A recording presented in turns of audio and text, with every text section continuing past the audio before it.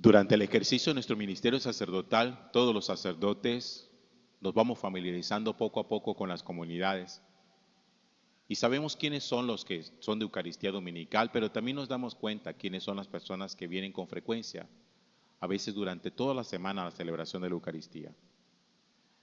Hay gente que no se contenta simplemente con venir el domingo como para cumplir el precepto, sino que quieren también en su vida aprender a crecer, madurar, conocer la voluntad de Dios, hacer camino de santificación.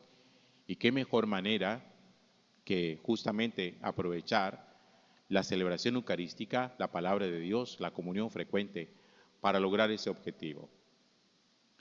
Pero también pasa que con alguna regularidad hay caras que en algún momento de esas que uno ve diariamente desaparecen. Y entonces uno empieza a notar la ausencia y de pronto pregunta, ¿y dónde está fulano? ¿Dónde está fulana? Y hay de todos, los que se mudaron de la ciudad, los que se mudaron del barrio, los que no vinieron, los que no vinieron por alguna dificultad. Y cuando uno mira cuál es la dificultad, qué es lo que lo llevó a eso, o cuando uno se vuelve a encontrar con estas personas y se pregunta qué pasó, ¿por qué estuviste distante tanto tiempo? Entonces dice, no, padre, es que tenía problemas. ¿Cuáles problemas? Padre, que se enfermó alguien de mi familia, padre, que se murió alguien de mi casa, padre, que perdió el trabajo, padre, que tuve una dificultad de carácter familiar, padre, que ocurrió aquello, y eso suele decir la gente esta frase con frecuencia, y eso hizo que mi fe disminuyera. Hay algo que yo he entendido, que lo intento poner en práctica en mi vida, y es que mi fe yo no la mezclo con nada, yo particularmente.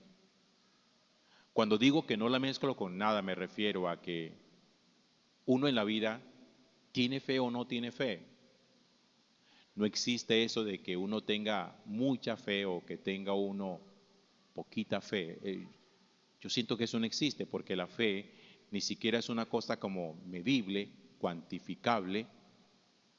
Más bien es un asunto como de la calidad de la fe que nosotros profesamos. ¿Cuál es la calidad, la pureza de nuestra fe? No tanto la cantidad. No es si usted cree mucho o poco. Si usted es creyente, es creyente. Pero aprenda a no mezclar su fe con nada. No mezcle su fe a las circunstancias, no mezcle su fe a sus estados anímicos, no mezcle su fe al hecho de que las cosas salgan bien o no salgan bien. No mezcle su fe al hecho de que de pronto un día usted ore buscando algo y a lo mejor la respuesta no se dio de la forma como usted lo estaba esperando. Porque es muy peligroso mezclar la fe a eso.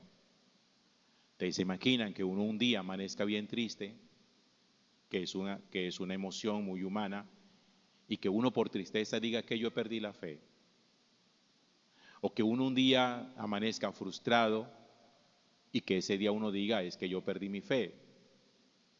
Que un día alguien de la casa se enferme y uno diga no es que se enfermó, yo perdí mi fe.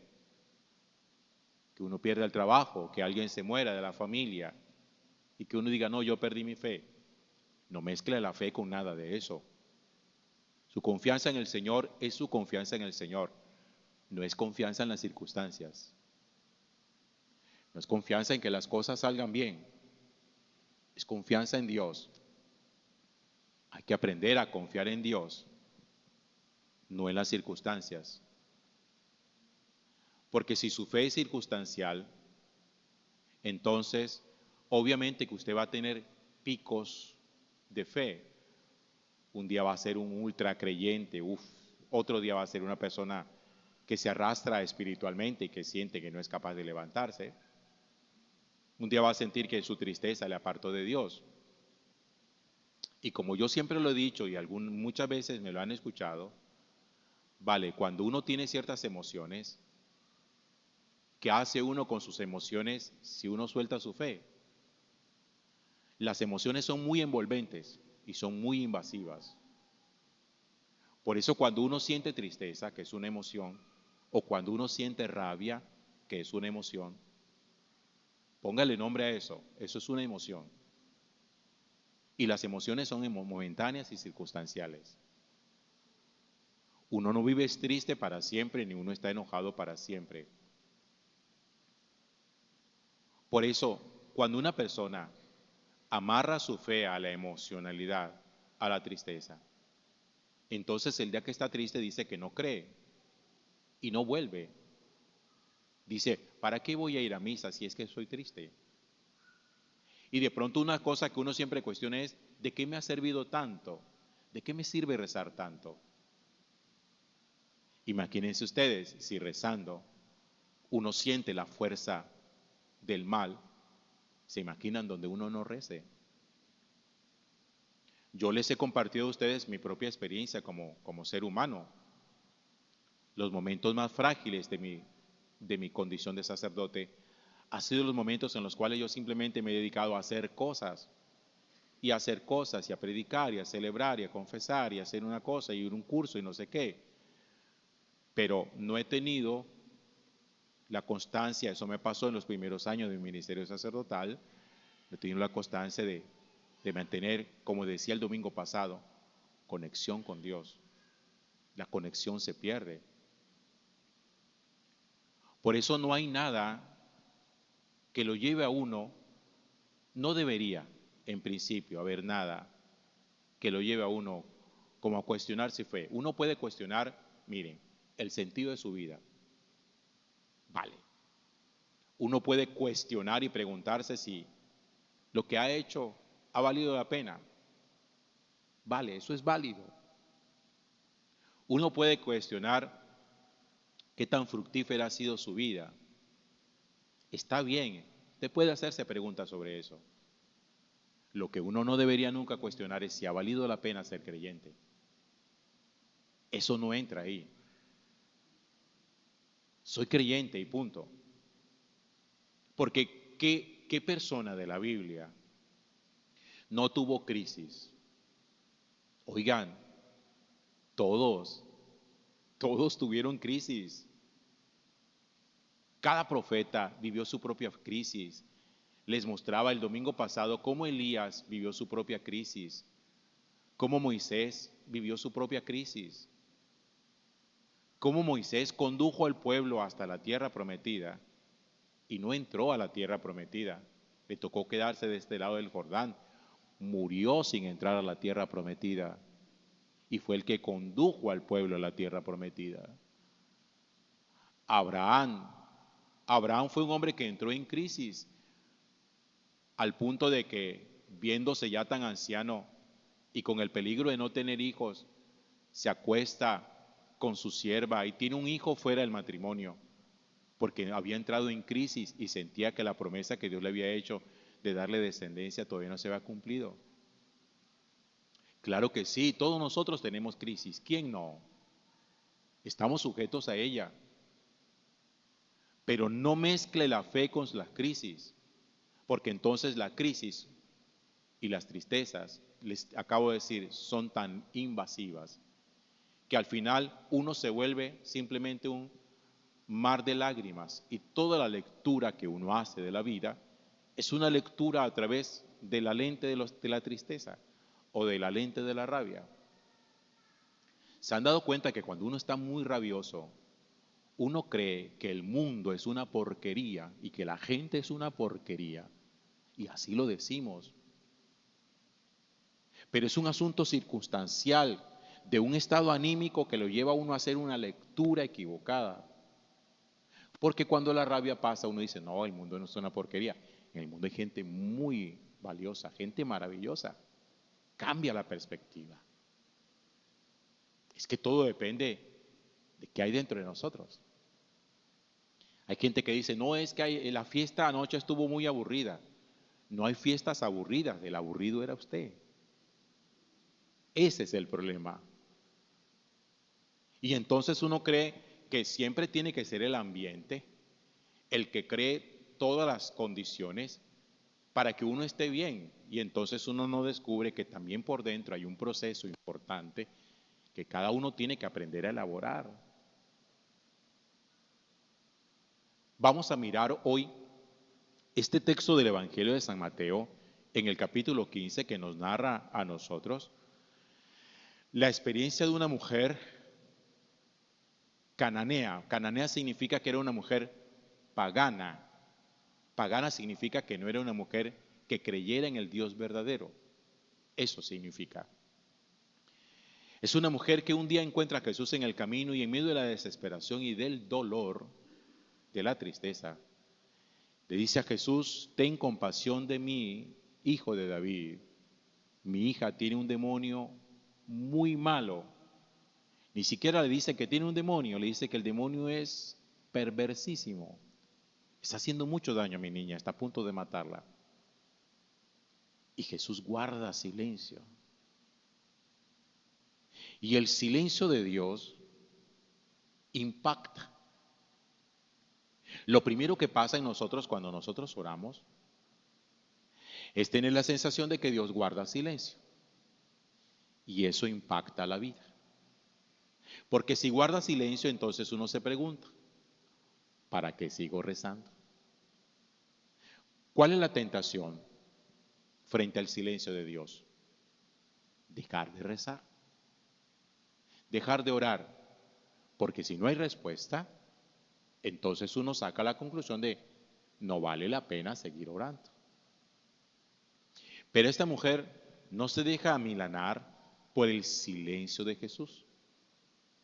Y sigue insistiendo y va detrás de ellos, al punto que los apóstoles le dicen: atiéndela. Viene detrás gritando: quítatela de encima, dile algo. Y Jesús le dice a los apóstoles: solo he sido enviado a las ovejas descarriadas de Israel. Segundo aspecto. Esta respuesta de Jesús da la sensación de que si solo he sido enviado a las ovejas descarriadas de Israel, significa de que esto que yo doy no es para todo mundo. ¿Cómo llamamos nosotros eso hoy? Exclusión. Y ustedes saben que una de las grandes luchas del mundo contemporáneo es la lucha contra la exclusión. Hoy nadie quiere ser excluido de nada. Hoy todos queremos la inclusión. Y entonces, la respuesta obvia frente a la exclusión es o el enojo o yo me voy de un lugar donde a mí no me quieren, donde yo no encajo. Segunda posibilidad. Pero esta mujer no se deja amilanar ni por el silencio de Jesús, ni por la aparente exclusión de Jesús.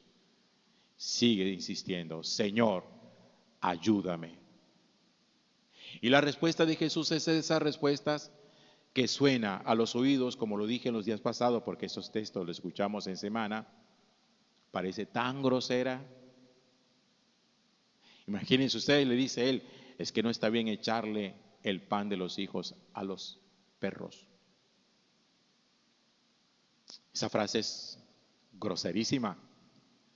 Lo que pasa es que en el contexto de Jesús tenía su sentido. No es lo mismo decirlo hoy que decirlo en aquella época. Porque en aquella época se llamaba perros a los extranjeros. No tiene el sentido, el sustantivo perro no tiene el mismo significado hoy que en aquella época. Jesús lo que está diciendo es: no está bien echar el pan de los que son nuestros para dárselo a los extranjeros. Eso es lo que quería decir. Pero la mujer tampoco se deja milanar por esa tercera posibilidad. Dice: no importa. Pero si hay aunque sea una migaja para mí, déjame migajear. ¿No me quieres dar el pan de los hijos? No me lo des. Yo no estoy pidiendo que le quites la comida a los hijos. Pero los hijos desperdician, los hijos botan, los hijos de su plato echan comida a los perros. Dame de eso. Yo estoy dispuesta a migajear. Y Jesús queda tan admirado frente a la residumbre y el carácter de esta mujer, que llega a decir de ella: qué grande es tu fe, que se cumpla lo que deseas. ¿Saben ustedes qué mostró esta mujer? Que tenía carácter. ¿Conocen ustedes el planteamiento que yo he hecho del carácter muchas veces? ¿Qué es carácter? Capacidad para asumir las circunstancias. Capacidad para ser proactivos y no reactivos. Carácter no es reactividad, carácter es proactividad. Si la mujer hubiera tenido carácter como nosotros entendemos el carácter, ¿cómo lo entendemos? Que carácter es la persona que grita, que es grosera, que patea y que no se deja. Pero esta mujer mostró el verdadero carácter. Ni tu silencio me echa para atrás, ni la exclusión me echa para atrás, ni esta respuesta que aparentemente es irrespetuosa me echa para atrás. Aquí hay una mujer dolida y por encima de todo, yo pongo mi confianza por encima de mi dolor. Esta es la respuesta de una persona que no permite que el dolor le aparte de Dios. Porque tenía tres caminos para apartarse de Jesús. El camino del silencio. Si no me presta atención, me voy. El camino de la exclusión. Si no me incluye, me voy. Y el camino de la respuesta dura. Me voy de aquí porque tú has sido grosero conmigo. Y que ella, mostrando realmente qué significa tener carácter. Y miren que esa mujer nunca se descompuso. La persona que tiene carácter no se descompone. La persona que tiene carácter no pierde el raciocinio, no pierde su capacidad para pensar. Y nosotros creemos que sí. Nosotros creemos que tener carácter significa perder toda racionalidad, enceguecernos por la ira y convertirnos en gente reactiva. Para un grosero, otro grosero, para un silencioso, un portazo, para un excluyente, una demanda. Eso cree uno que es carácter. Uno cree que carácter es, yo no me dejo de nadie, no permito que nadie me pisotee. Uno cree que eso es carácter. Esa mujer no se puso en ninguna actitud reactiva, no hizo reclamo, no contestó con grosería, no salió corriendo, no frunció el ceño. Simplemente por encima de su dolor dijo, yo no me voy a apartar de mi confianza en un Dios del que todavía no tengo la noción exacta de cómo es, pero quiero aprender a confiar en Él. Carácter es saber orar cuando uno está triste. Carácter es estar aquí cuando uno a lo mejor no tiene razones para estar aquí. Carácter es levantarse uno a celebrar misa cuando no tiene ganas de celebrar misa. Carácter es saber uno guiar con cordura, sin enojos, sin gritos, sin vituperios, sin vociferación. Eso es carácter. Carácter es no permitir que nada pueda apartarnos del amor de Dios. Que estamos tristes. ¿Dónde está el problema? El problema no es la tristeza. El problema es la reacción frente a la tristeza. El problema no es el enojo, sino la reacción frente al enojo. Eso es lo que muestra realmente si somos gente de carácter o no. El carácter es la forma como nosotros vamos consolidando y vamos encauzando nuestro temperamento. Eso es carácter. ¿Cuál es su temperamento? Hay muchos test psicológicos para descubrir qué tipo de temperamento tenemos. Pero el carácter le permite a uno coger su temperamento y encauzarlo. Sí, podemos ser irascibles, iracundos, sí, pero eso se sabe manejar. Podemos ser melancólicos, tristes, sí, pero eso se sabe manejar. Podemos ser eufóricos o flemáticos, sí, pero eso se sabe manejar. El carácter forma y encausa el temperamento. Carácter es saber mantenerse en pie delante de Dios ante sus aparentes silencios, ante sus respuestas que para nosotros pueden parecer inadecuadas, ante su posible exclusión. Carácter es saber decirle a Dios: yo reconozco que tú eres mi Padre y que yo soy tu Hijo. Simplemente quiero que escuches mi súplica. Nada más. Pero si usted es reactivo y al primer silencio sale corriendo y dice: ¿para qué más? ¿Para qué rezo más? ¿Cuántos de ustedes alguna vez se han planteado esa posibilidad? ¿Para qué rezo más? ¿Para qué rezar tanto? ¿De qué sirve rezar tanto? Ustedes saben cuántas personas de las que se les cayeron las casas eran gente piadosa. Estamos hablando de una región del país donde hay mucha gente piadosa. A esos que son piadosos también se le cayó la casa y perdieron sus bienes y perdieron familia. Y entonces no faltará el que le diga: ¿para qué rezaste tanto? Mira, el Dios en el que tú crees hizo que tu casa se derrumbara. ¿Para qué recé tanto? Para que si mi casa se derrumbó, no me derrumbe yo. Para eso rezo. Rezo para que si pierdo todo, no pierda mi confianza en Dios. Para eso rezo. Es que la oración no es para que no tiemble.